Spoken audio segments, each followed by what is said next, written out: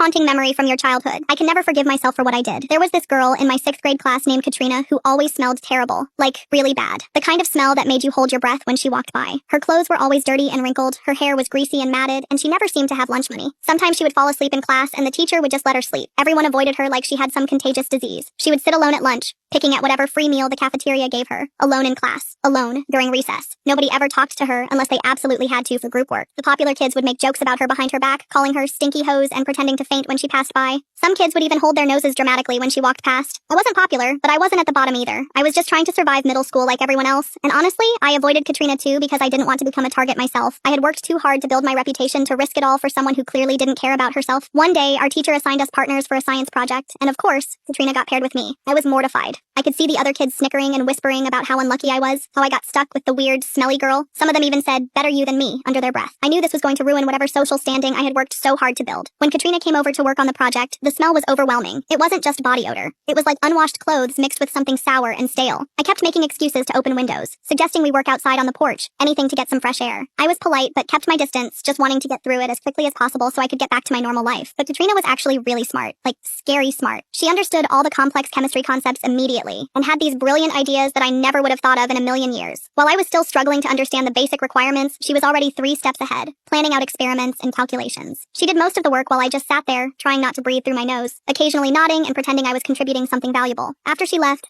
I felt terrible about how I treated her, but I told myself it wasn't my fault she didn't take care of herself. I convinced myself that if she just tried a little harder, showered more, washed her clothes, maybe people would treat her better. I pushed down the guilt by blaming her for her own situation. The next week, something happened that changed everything. Katrina didn't come to school for 3 days straight, which was weird because she had perfect attendance. She was literally never absent, not even when other kids were homesick with the flu. On the 4th day, our principal came into our classroom during math and made an announcement that made my blood run cold and my stomach drop to the floor. She told us that Katrina had been removed from her home by Child Protective Services after a welfare check. Apparently, she had been living in a broken-down car with her mother in a Walmart parking lot. Her mom was severely addicted to drugs and couldn't take care of herself, let alone a child. They didn't have access to running water, electricity, or a place to shower. Katrina had been getting up at 5 a.m. every single day to walk 2 miles in the